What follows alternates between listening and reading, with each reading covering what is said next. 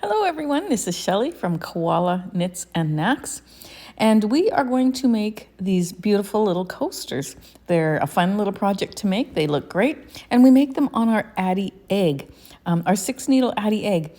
Here's one that I've done with the fringe that I just left the fringe just the way it was after I attached it without brushing it out or anything. And then this next one that I'm going to show you is one that I have picked apart the fibers of every fringe and brushed them out. Like I used a really fine point needle to pick them apart so that they look softer. And so this is the second way that you can do it.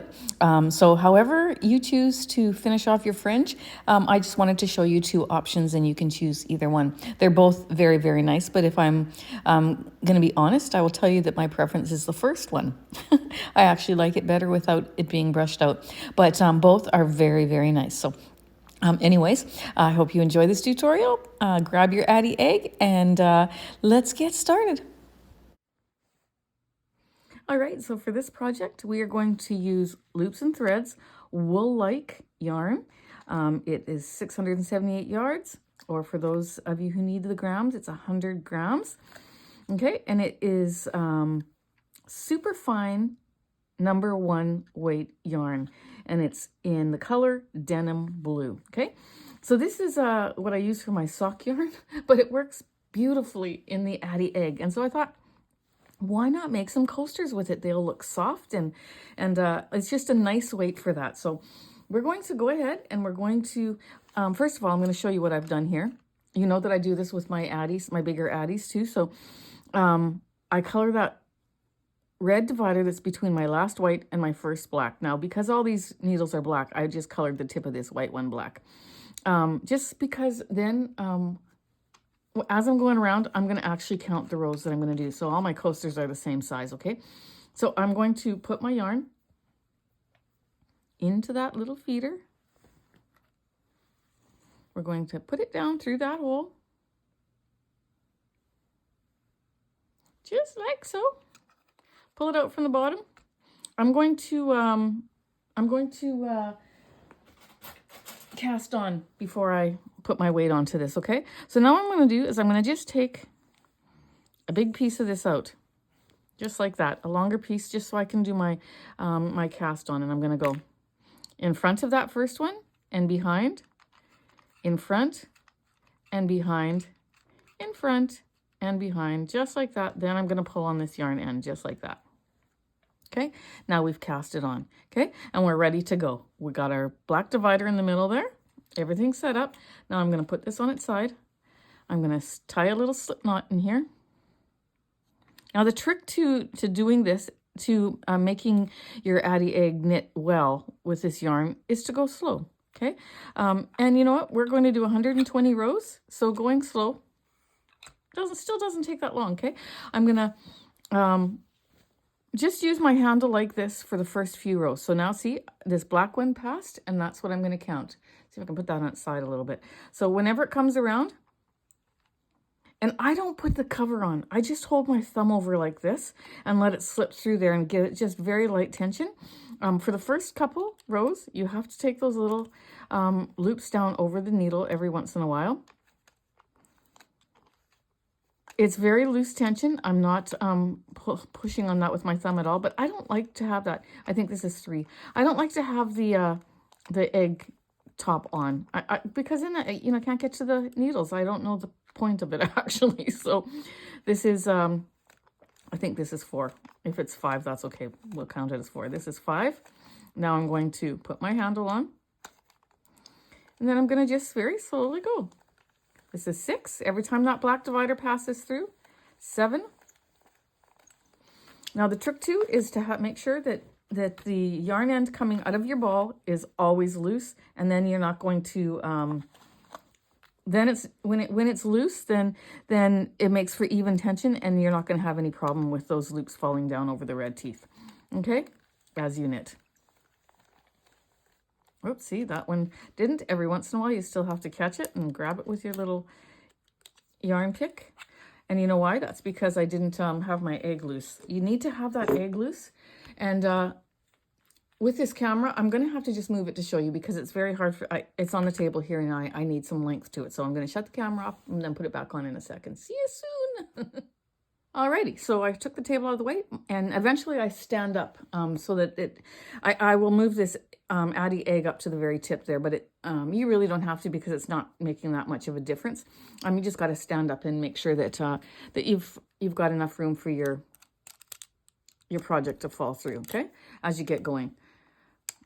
First couple you might need to help those down over, but really with the last one that I made, I helped it down over for about 5 rows, and then there was some substantial weight on there, and see now it's going to just go down on its own. Okay, so now I'm going to count 9,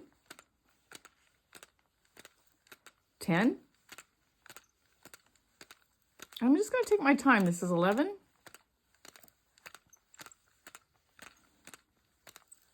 12, even tension, even speed, that's 13, 14, 15,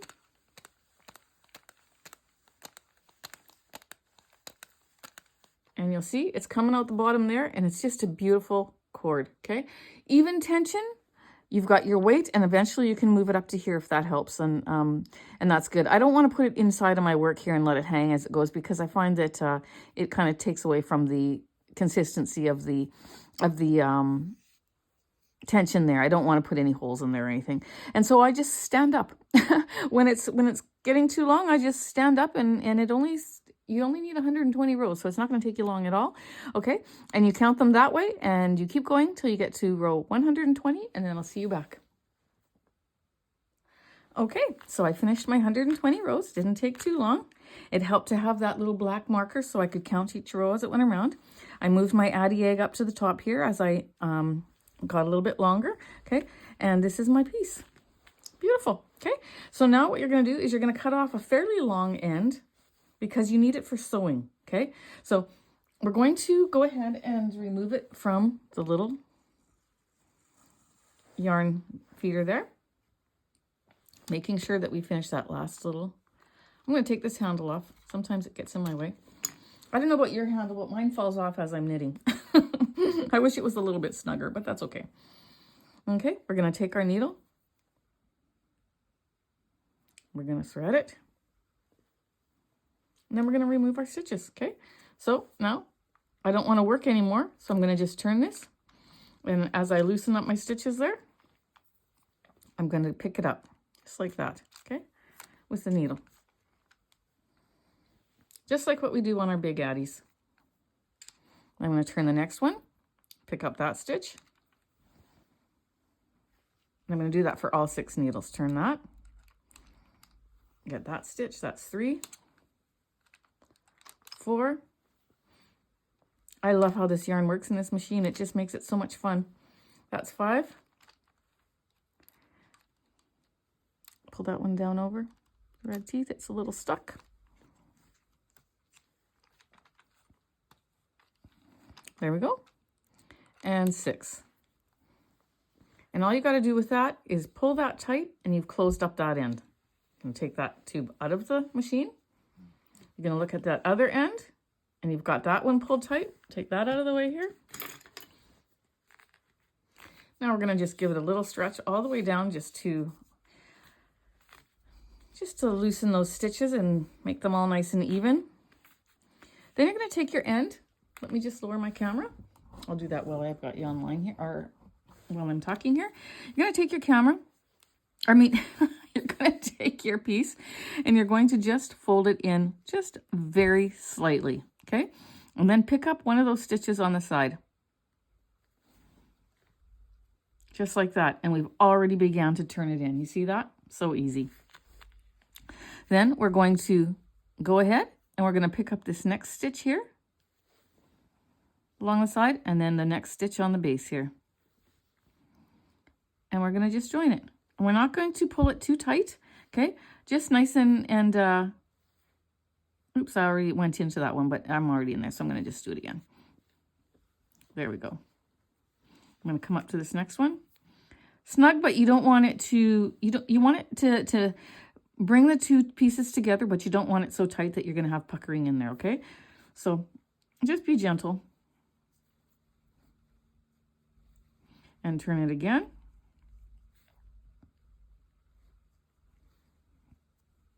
Pick up that next stitch. And then pick up the next stitch here. Now, when we are doing the mattress stitch or the invisible join on our blankets that we make sure that we're going down this same row. Sometimes that's hard here. And if you move over a little bit, don't panic, don't have to take it all out, okay? Just do the best that you can and to stay on that same row. But if you go off of it, it's okay. The thing for you to take note of is that you're not tightening your thread too tight when you pull it through both stitches, okay? So you see what I'm doing? I'm just till it meets up, and that's it, okay? And then sometimes it's easier to just put it down here, give it a little turn, pick up that next stitch, flatten this out, pick up the next one. You see how it's beginning to turn in on itself? Flatten this out a little bit. Go into that next stitch. I find a sharper needle works best for this one. Okay, then pick that up. And you're going to do that until you've done this whole coil like this. And it's going to just keep wrapping around itself like this as you sew until it gets to the right position. And you know what? You'll have a little end. I'm just going to wrap this here as though I'm sewing it.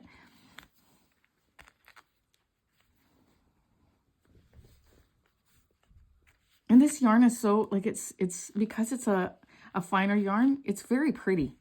And so I think, you know, it will look very nice on your end tables or on your table when you're having tea with a friend. They won't look like you're using bulky, like worsted weight yarn that's thick and heavy for this kind of thing. It's very dainty, so it looks very, very nice. All right, so when you get a little bit on, you can put it on the table just flat like this, and it makes it a little bit easier because then you just pick up that next stitch on the side and go right underneath and pick up that one. And that's it. La-di-da-di-da. It's easy. Simple sewing. And we're just going to continue going around until we have the whole thing finished. This is a fun little project. You know, I love as I'm sure you do, little projects that are quick and easy to do, but yet have a beautiful outcome.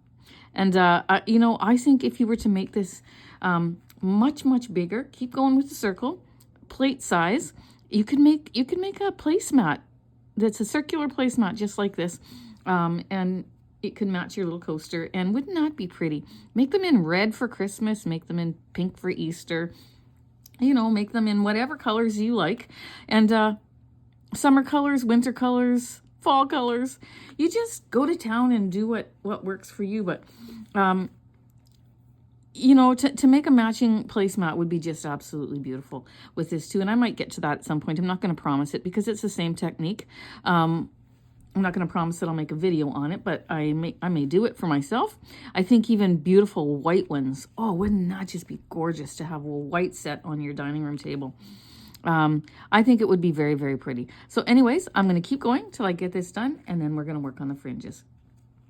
All right, my friends, nice chatting with you. See you soon. All right, so I'm at the end. I'm going to pick up that last stitch, pick up one on the side here. Just like that. I'm going to tie these off in a knot.